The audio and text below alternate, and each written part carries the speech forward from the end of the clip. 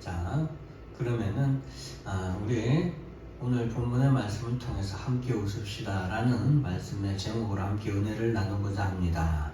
자, 우리가 웃음이라는 것은 우리가 살면서 어떻게 보면은 가장 취하고 우리가 하고 싶은 행동의 하나가 웃음이라고 할 수 있을 것입니다. 웃을 수 있다면 얼마나 좋겠습니까? 웃음은 즐거울 때, 기쁠 때, 그리고 근심, 염려, 걱정이 없을 때 우리가 웃을 수 있습니다. 자, 먼저 첫 번째로 웃음은 이 평안의 웃음입니다. 다 같이 한번 따라서 합니다. 평안의 웃음. 평안의 웃음. 예. 근심과 염려, 불안한 사람은 웃을 수가 없습니다. 아브라함과 사라는 75세 때 그리고 사레가 65세 때에 하나님께로부터 아들을 낳을 것이다.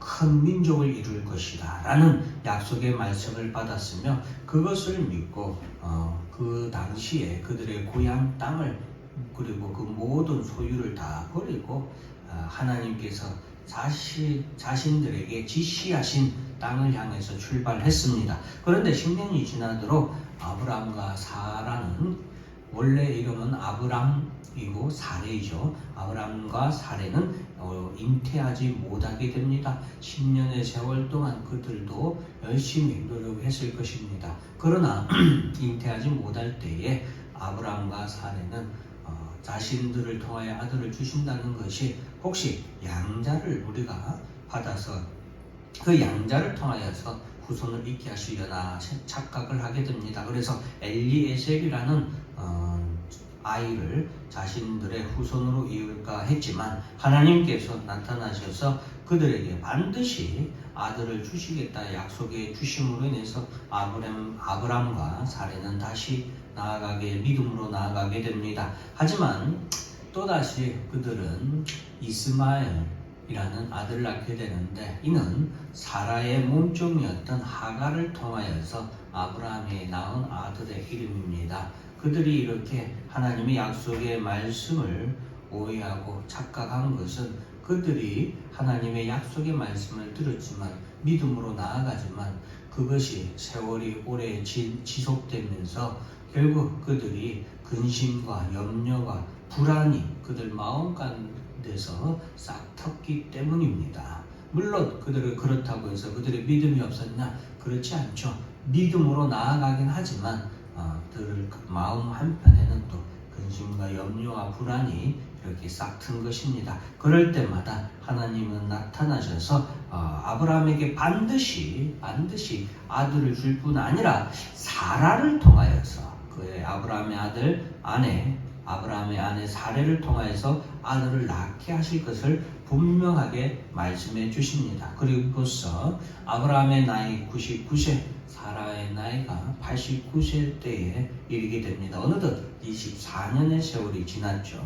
이미 사라는 여자로서 경수가 끊어져서 임신을 할 수 없는 그런 상태에 이르렀고 아브라함도 마찬가지입니다. 하나님께로부터 약속의 아들을 주시겠다고 하신 약속을 받은 지 24년의 세월이 흐른 그 동안 아브라함과 사라는 하나님의 말씀을 믿으면서도 근심도 했고 염려도 했고 불안하고 또 때로는 좌절도 했을 것입니다. 그러나 하나님의 약속의 말씀을 끝까지 믿음으로 말미암아 그들은 마침내 아들을 낳게 됩니다. 그때서야 그들은 근심과 염려와 걱정과 불안을 떨치고 진정으로 웃을 수 있었습니다.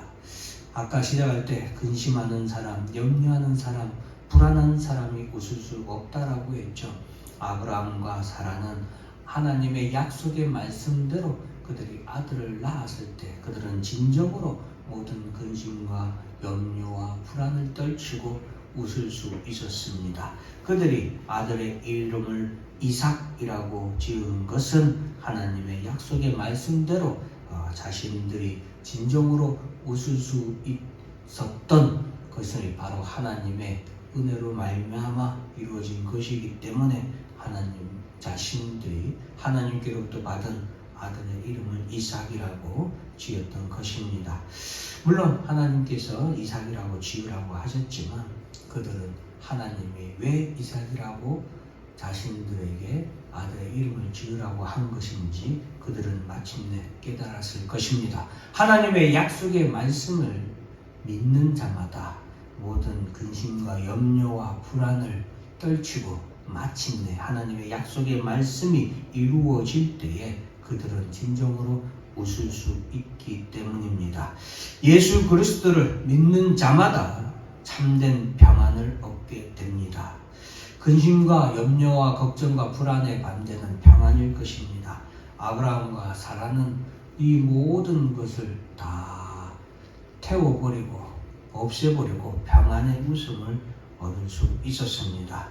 오직 하나님의 약속의 말씀을 믿고 끝까지 인내한 자만이 이 평안의 웃음을 웃을 수 있게 됩니다. 우리도 우리 하나님의 아들 예수를 통하여 평안의 웃음을 웃는 그날이 반드시 우리에게 오게 될 줄로 믿습니다. 두 번째로는 믿음의 웃음입니다. 아브라함과 사라는 아이를 낳을 수 없는 상태, 즉 육체적으로 죽음의 상태였습니다. 그러나 하나님의 약속의 말씀은 그런 아브라함과 사라로 하여금 아이를 임신할 수 없는 상태임에도 불구하고 잉태하여 아들을 낳을 것임을 하나님께서는 말씀하셨습니다. 그리고 마침내 아이를 잉태할 수 없는 아브라함과 사라의 상태에서 아브라함과 사라는 아들을 잉태하게 되고 출산까지 온전히 건강하게 하게 됩니다. 이것을 통해서 하나님께서는 아브라함과 사라뿐만이 아니라 우리에게 하나 분명한 사실을 미리서 말씀해 주고 있습니다. 그것은 장차 마리아라고 하는 동정녀의 몸임에도 불구하고 남자가 아직 남자를 경험하지 않은 처녀의 몸임에도 불구하고 하나님께서는 성령으로 말미암아 잉태하여 아들을 낳게 하심으로 이 땅에 하나님이 약속하신 아들 보내주시겠다고 하신 메시아를 이 땅에 탄생하게 하실 것을 우리에게 미리 보여주셨다라고 말씀할 수 있습니다. 아브라함과 사라는 하나님의 말씀이 반드시 성취되어 오실 메시아를 바라보면서 웃을 수 있었습니다. 아브라함과 사라는 단지 자신들의 아들이 이삭이 태어난 것으로 인해서 그들이 웃을 수 있었던 것뿐만 아니라 하나님께서 인류에게 죄로 말미암아 죽을 수밖에 없었던 인류에게 영원한 심판의 대상이었던 그 심판을 피할 수 없었던 인류에게 아들을 주시겠다는 메시아를 주시겠다는 하나님의 약속의 말씀을 그들은 이제 온전히 믿을 수 있고 오실 메시아 즉 예수 그리스도를 그들은 믿음으로 바라볼 수 있었기 때문에 진정으로 웃을 수 있었습니다. 그렇기 때문에 아브라함과 사라의 이 웃음은 단순한 기쁨의 웃음을 넘어서서 믿음의 확신의 웃음이라고 말할 수 있습니다.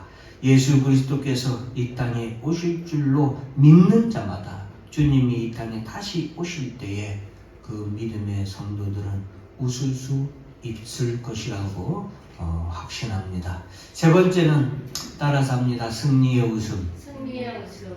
최후의 승자만이 웃을 수 있는 것입니다. 어떻게 보면은 마지막에 웃는 사람이 결국 최후의 승자라고 할 수 있을 것입니다. 아브라함과 사라가 75세 때부터 하나님의 약속의 말씀을 믿고 살면서 자식을 낳지 못할 때에 하갈이라고 한 요정은 아들을 낳지 못하는 그 주인, 자신의 주인인 사라를 비웃었습니다. 멸시했습니다. 조롱했습니다.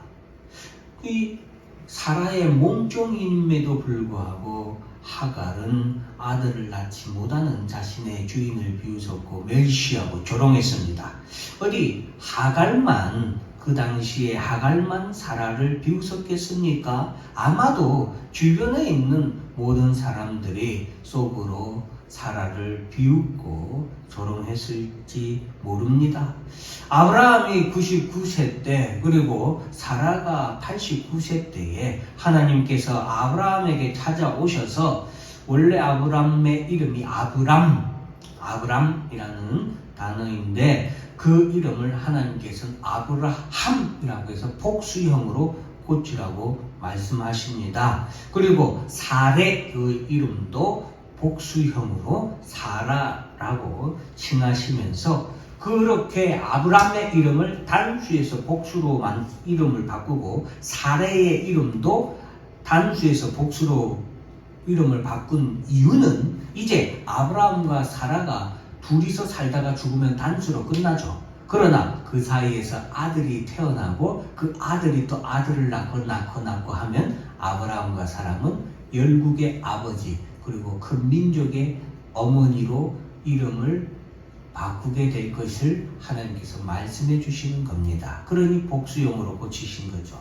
자, 그렇게 하나님께서 참 멋진 약속의 말씀을 아브라함과 사라에게 나타나서 이제 주시는데 오죽하면 아브라함이 그때 하나님이 그렇게 말씀하실 때 엎드려서 마음속으로 이렇게 중얼중얼합니다. 100세 된 사람이 어찌 자식을 낳을까? 90세 된 사람이 어찌 출산할 수 있을까? 17장 17절 같이 한번 읽어볼까요? 시작. 100세 된 사람이 어찌 자식을 낳을까? 사람은 90세니 어찌 출산하리? 하나님이 지금 그 얘기에 오셔서 여러분 그냥 일반 사람이 온 게 아니에요. 신이신 하나님께서 아브라함에게 오셔서 말씀하시는 그 엄청난 그리고 놀라운 감히 얼굴을 볼 수 없는 고개도 들 수 없는 그 엎드려진 상황에서 마음속에 이런 마음을 가질 정도였습니다. 그러니 아브라함과 사라가 얼마나 그동안 힘들게 그리고 믿음으로 여기까지 왔지만 참 힘들게 왔는지 알 수 있죠. 자, 그리고 내년 이맘때 18장 10절 한번 읽어보실까요? 시작. 그가 이르시되 내년 이맘때 내가 반드시 내게로 돌아오리니 내 아내 사라에게 아들이 있으리라 하시니 사라가 거기 장막문에서 들었더라. 네, 사라가 장막문 뒤에서 하나님께서 또한 말씀하시는 것을 들었습니다. 이게 지금 다른 상황인데 어쨌든 하나님께서 내년 이맘때에 사라에게 아들이 있을 것이다 라는 것을 사라가 마음속에 들었는데 사라도 마찬가지로 이 말씀을 듣고서 내 주인도 늙었고 나도 늙었는데 우리에게 무슨 즐거움이 있겠는가 하고 또 사라도 마음속으로 중얼중얼한 것입니다. 여러분 그러나 하나님께서는 아브라함과 사라에게 이렇게 말씀하십니다. 여호와께 능치 못할 일이 있겠느냐? 기한이 이를 때에 내가 내게로 돌아오리니 사라에게 아들이 반드시 있을 것이다 라고 말씀해 주시면서 아브라함과 사라가 믿음 위에 서도록 권고해 주십니다. 그리고 마침내 오늘 본문의 21장 1절부터 3절 말씀처럼 자, 21장 1절부터 3절 오늘 본문의 말씀을 같이 한번 읽어볼까요? 1절에서 3절 같이 읽습니다. 시작. 여호와께서 말씀하신 대로 사라를 돌보셨고 여호와께서 말씀하신 대로 사라에게 행하셨으므로 사라가 임신하고 하나님이 말씀하신 시기가 되어 노년에 아브라함에게 아들을 낳으니 아브라함이 그에게 태어난 아들고 사라가 자기에게 낳은 아들을 이름하여 이삭이라 하였고. 오늘 본문 1절과 2절 말씀은 항상 읽을 때마다 얼마나 참 위로가 되고 힘이 되는지 모릅니다. 자, 보세요. 여호와께서 말씀하신 대로 하나님께서 말씀하신 대로 사라를 돌보셨다. 전에 개역 한글에서는 여기에 어떤 단어를 사용했냐면 권고하셨다라는 말씀 단어를 썼습니다. 개인적으로는 돌보다라는 단어보다는 전에 썼었던 권고라는 단어가 더 저는 마음에 와닿습니다. 왜냐하면은 돌보는 것을 넘어선 것이 권고이거든요. 왜냐하면은 사라가 힘들 때에 하나님께서 돌보실 뿐만이 아니라 사라가 주저앉아 있을 때 하나님께서는 사라를 잡아 일으키시고, 아브라함이 주저앉아 있을 때는 아브라함을 잡아 일으키셨습니다. 그들이 믿음으로 나아가면서 때로는 힘들어서 주저앉을 때마다 하나님이 그들을 일으키시고 그들로 하여금 믿음으로 갈 수 있도록 인도해 주셨거든요. 그렇게 하나님께서는 말씀하신 대로 사라를 권고했다, 돌보셨다 이 말이에요. 또한 사라의 경수가 끊어졌음에도 불구하고 사라가 아이를 낳기 위해서는 이 자궁이, 여자의 자궁이 기능을 온전히 수행할 수 있어야겠죠. 그것을 하나님께서 뭐 하셨다? 보호하셨다. 사라에게, 그리고 여호와께서 말씀하신 대로 사라에게 행하셨다. 아이를 낳을 수 없는 사라이지만 아이를 낳을 수 있는 여인의 몸물이 되도록 하나님께서 뭐 하셨다? 행하셨다. 능력으로 역사하셨다. 그래서 그 말씀의 결과입니다. 하나님이 말씀하신 대로, 하나님께서 말씀하신 대로 1절에 2번이나 반복되죠. 사라에게 돌보셨고, 사라를 권고하셨고, 사라를 돌보셨고, 사라에게 행하셨습니다. 그 말씀하신 결과 2절에 보면 사라가 임신하고, 결국에 하나님이 말씀하신 대로 뭐 했습니까? 사라가 임신을 했다. 하나님이 사라를 돌보셔서 경수가 끊어져서 폐경이 와서 더 이상 여자로서 잉태할 수 없는 몸이 이르렀지만, 그럼에도 불구하고 하나님이 말씀하신 대로 뭐했다? 임신했다, 잉태했다. 하나님이 말씀하신 시기가 되어 내년 이맘때에 내가 내게 다시 돌아오리니 사라에게 아들이 있으리라 라고 하신 그 시기가 되어서 노년의 아브라함에게 사라가 아들을 낳았다. 하나님이 말씀하신 시기가 되어 말씀하신 기한이 다 찼다는 거죠. 약속하신 때가 다 이르렀다는 거죠. 그때가 되어서 사라가 아들을 낳았다. 그리고 3절에 보면 아브라함이 그에게 태어난 아들과 사라가 자기에게 낳은 아들을 이름하여 이삭이라 하였다. 그때에 그들은 웃을 수 있었던 것입니다. 그리고 사라는 기쁨이 충만하여서 6절 말씀 같이 한번 읽어봅니다. 시작. 사라가 이르되 하나님이 나를 웃게 하시니 듣는 자가 다 나와 함께 웃으리로다. 사라가 기쁨이 충만하여 듣는 자가 다 나와 함께 웃으리로다. 그리고 7절 있습니다. 시작. 사라가 자식들을 젖먹이겠다고 누가 아브라함에게 말씀하였으리오마는 아브라함의 노경에 내가 아들을 낳았도다 하니라. 사라는 크게 웃으면서 이렇게 말할 수 있었습니다. 사랑하는 성도 여러분, 이와 같이 이 땅에 오신 예수 그리스도께서는 하나님 나라로 올라가실 때에 하나님 나라에 올라가는 예수를 멍하게 쳐다보고 있는 제자들에게 사도행전 1장 11절에 이렇게 말씀합니다. 다 같이 1장 11절 있습니다. 시작. 이르되 갈릴리 사람들아 어찌하여 서서 하늘을 쳐다보느냐. 너희 가운데서 하늘로 올려지신 이 예수는 하늘로 올라가심을 본 그대로 오시리라 하였느니라. 여러분, 예수님께서는 우리에게 내가 하늘나라로 올라가는 그대로, 너희가 본 그대로 내가 다시 오겠다라고 천사들을 통해서 말씀해 주셨습니다. 우리에게 약속의 말씀을 해주신 것입니다.